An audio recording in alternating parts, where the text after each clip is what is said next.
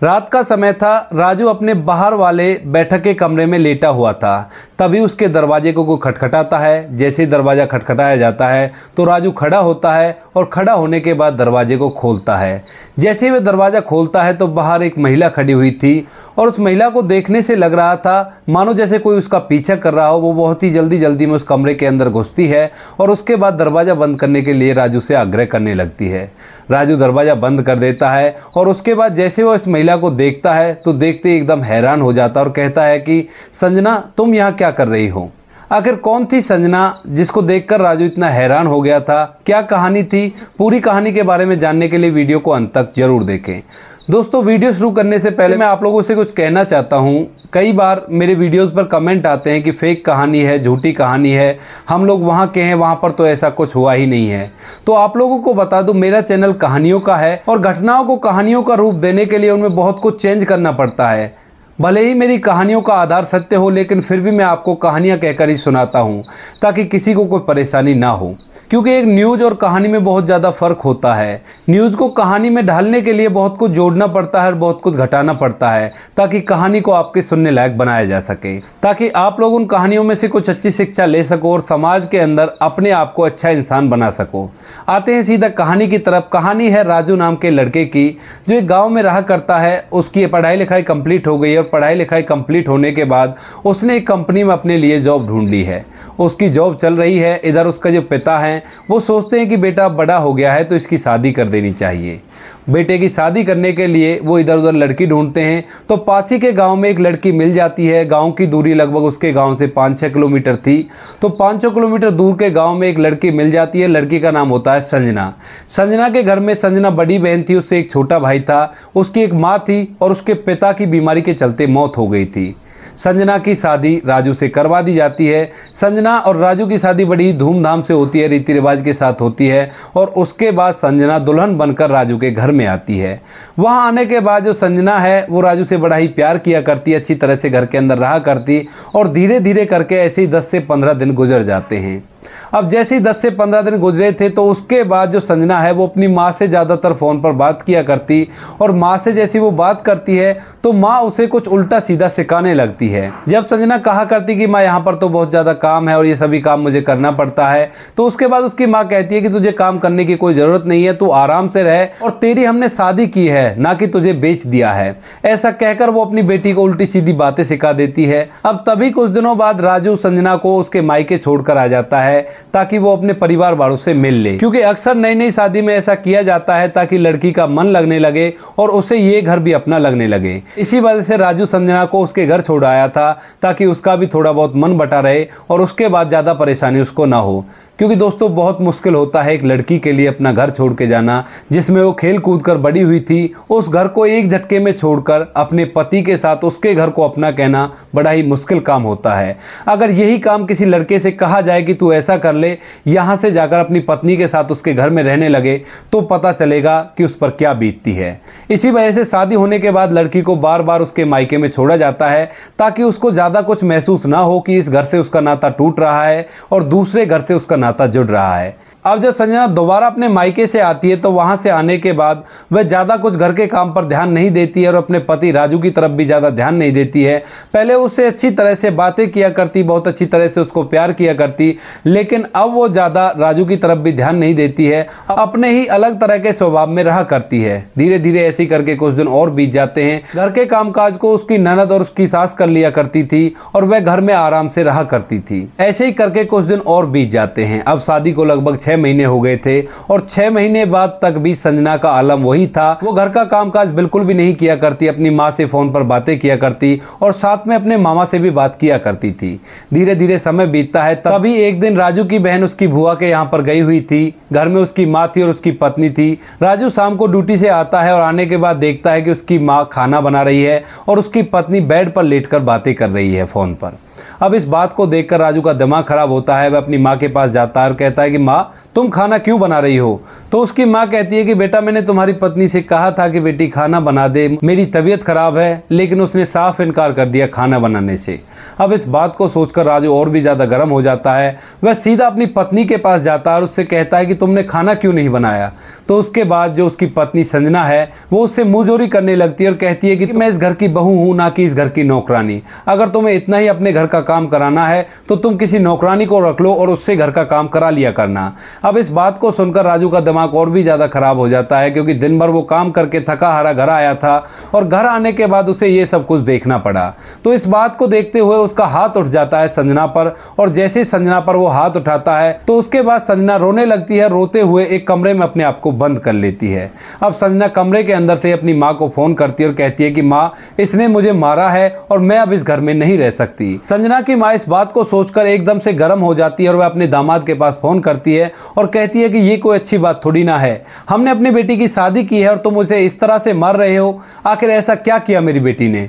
उसके बाद राजू सारी बात को अपनी सास को बताता है, लेकिन उसकी सास उल्टा उसी को बुरा भला कहने लगती है। कहती है कि तुम्हारा काम तुम ही को करना पड़ेगा, हमारी बेटी उस काम को क्यों करेगी। अब इस बात को जैसे ही राजू सुनता है तो उसका और भी दिमाग खराब हो जाता है और वह हालातों को समझते हुए उस फोन को काट देता है। इसके थोड़ी देर बाद ही संजना का मामा वहां पर आता है और अपने साथ संजना को लेकर वहां से चला जाता है। अब संजना अपने घर है, राजू अपने घर है, दोनों के बीच में विवाद हुआ था जिसके कारण वो दोनों अपने अपने घरों में रूठ कर बैठे हुए हैं। धीरे धीरे कुछ समय बीतता है, तभी जो राजू की माँ है वो कहती है कि बेटा जा बहू को ले आ, ऐसे विवाद हर घर में हो जाया करते हैं। उसके बाद राजू भी अपनी माँ का कहा मानकर दोबारा से अपनी ससुराल जाता है, लेकिन वहां पर जाने के बाद संजना और राजू की सास दोनों मिलकर राजू को बुरा भला कहने लगते हैं और कहते हैं कि हमारी बेटी तो इसी तरह से रहेगी, तुम्हें रखना है तो बताओ वरना मेरी बेटी को तलाक दे दो। अब इस बात को जैसे राजू सुनता है तो उसे भी थोड़ा सा बुरा लगता है। वो अपनी सास से कहता है कि हर टाइम एक जैसा नहीं होता, आज हमारे पास पैसों की कमी है, हो सकता है आगे जिंदगी में चलकर ऐसा टाइम आ जाए कि हम लोग अपने घर पे नौकर चाकर भी रखने लगें, लेकिन इसका मतलब ये नहीं है कि आपकी बेटी कुछ भी काम नहीं करेगी। वो घर के अंदर खाती है तो काम भी उसे करना पड़ेगा। अब इस बात को सुनकर उसकी सास और भी ज़्यादा भड़क जाती है। इधर संजना भी अपनी माँ का साथ देती है और अपने पति से भला बुरा कहने लगती है। धीरे धीरे माहौल काफ़ी ज़्यादा गर्म हो जाता है और जैसे ही माहौल गर्म होता है तो राजू वहां से वापस आ जाता है। अब वापस आकर अपनी माँ को पूरी बात बताता है तो उसकी माँ भी इस बात को सुनकर बड़ी परेशान हो जाती है। सोचने लगती है कि ऐसा तो बहू के साथ हमने कुछ भी नहीं किया जिस तरह से वो हमारे साथ व्यवहार कर रही है। कुछ दिनों बाद राजू की बहन भी उसके घर आ जाती है अपनी बुआ के वहां से, और सभी परिवार एक साथ रहने लगते हैं।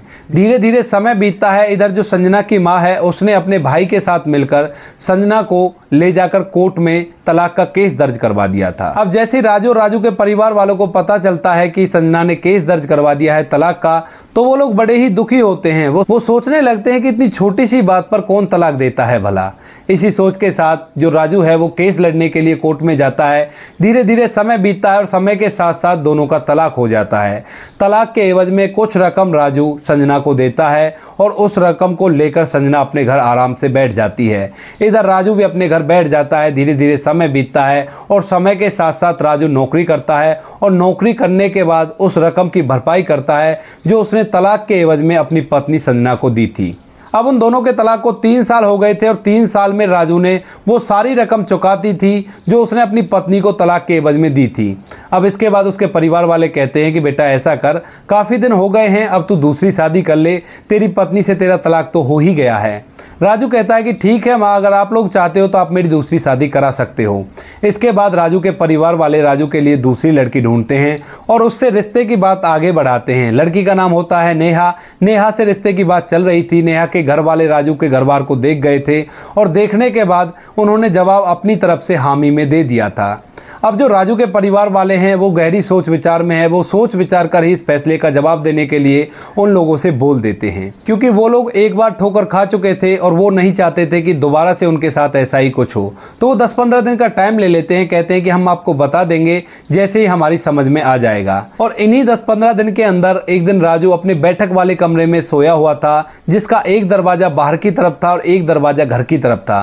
तो रात के समय में बाहर वाले दरवाजे पर कोई दस्तक देता है और जैसे ही इस दस्तक को सुनता है तो वो एकदम से खड़ा होता है, लेकिन बाहर जो व्यक्ति था वो बार बार दरवाजे को पीटे जा रहा था। तो वह जल्दी से जाकर दरवाज़ा खोलता है और दरवाज़ा खोलते हुए देखता है कि सामने एक लड़की है जिसने दुल्हन का गेटअप बनाया हुआ है और उसने घूंघट मार रखा है। उसके बाद वह दरवाजे के अंदर आती है और दरवाजे को बंद करने के लिए इशारा करने लगती है। उस लड़की की इन हरकतों से उसे पता चल रहा था कि मानो इसका कोई पीछा कर रहा हो और इसी वजह से दरवाजे को बंद करने के लिए बोल रही है। अब जैसे ही राजू दरवाजा बंद करता है और पीछे की तरफ मुड़ता है तो इतनी ही देर में उस लड़की ने अपने चेहरे से घूंघट को हटा लिया था और जैसे ही राजू उस लड़की का चेहरा देखता है तो एकदम से हैरान और परेशान सा हो जाता है। दोस्तों, सामने जो लड़की खड़ी हुई थी वह और कोई नहीं, उसकी वही पत्नी संजना थी जिससे 3 साल पहले उसका तलाक हो चुका था। अब संजना को देखते ही वो एकदम आश्चर्य से में पड़ जाता है और सोचने लगता है कि ये यहाँ पर कैसे और इसके पीछा कौन कर रहा था। इधर जो संजना थी वो पूरी तरह से हाँप रही थी और उसके चेहरे पर पसीने आ रहे थे और मानो कि कोई उसका पीछा कर रहा हो, इस तरह से वो घबराई हुई थी। उसके बाद राहुल संजना को बेड पर बैठाता है और कहता है कि तुम रुको थोड़ी देर, मैं तुम्हारे लिए पानी लेकर आता हूँ। राहुल बाहर से पानी लाता है, उसको पानी पिलाता है और पूछता है कि संजना तुम आज यहाँ पर कैसे आई हो, क्योंकि संजना और उसका तलाक 3 साल पहले हो गया था तो वह इस बात को सोचकर आश्चर्य में है। अब संजना जैसे ही राजू की इन बातों को सुनती है तो एकदम से फूट फूट कर रोने लगती है और राजू के एकदम से गले लग जाती है और कहती है कि राजू मुझसे बहुत बड़ी गलती हो गई, मुझे माफ़ कर दो, मैंने तुम्हारे साथ बहुत गलत किया है। अब इन सभी बातों को सुनकर राजू कहता है कि संजना आखिर हुआ क्या, सब कुछ ठीक तो है ना, क्या दिक्कत है तुम्हें, तुम मुझे बता सकती हो, आखिर मैं तुम्हारा कभी पति था। उसके बाद वह उसे बैठाता है, उसे शांत करता है और उससे पूरी कहानी पूछने लगता है। जो संजना है वह बताती है कि राजू तुमसे तलाक होने के बाद जो पैसे तुमने तलाक में दिए थे उन पैसों को मेरा मामा अपने साथ ले गया और उन्हें अपने काम में खर्च कर दिया। इसके बाद वो मम्मी को सांत्वना देता है, कहता है कि कोई बात नहीं, इसकी शादी की जिम्मेदारी तुम मुझ पर छोड़ दो, मैं इसकी शादी बड़ी धूमधाम से और एक अच्छे घर में करा दूंगा। मैं अब इन सभी बातों को देखकर और मायके में कुछ दिन रहने के बाद मुझे पता चल गया था कि जो भी मैंने किया वो बहुत ही गलत किया है, लेकिन अब मैं तुम्हारे पास भी नहीं आ सकती थी क्योंकि मामा और माँ के शिकायत में चलकर मैंने आपसे तलाक ले लिया था और तलाक के बाद में अगर आपके पास आती तो किस मुंह से आती। लेकिन हद तो तब हो गई जब मेरे मामा ने मेरी शादी एक 40 साल के व्यक्ति से तय कर दी। दोस्तों, संजना के मामा ने उसके तलाक के दिए हुए पैसों को अपने पास रख लिया था और उन्हें खर्च कर दिया था। अब इसके बाद उसने एक अपने ही साथ के लड़के से जिसकी उम्र 40 साल हो गई थी तो उससे शादी के लिए 3 लाख रुपए और ऐंठ लिए थे और वह संजना की शादी उस व्यक्ति से कराना चाहता था जिसकी उम्र लगभग 40 साल थी।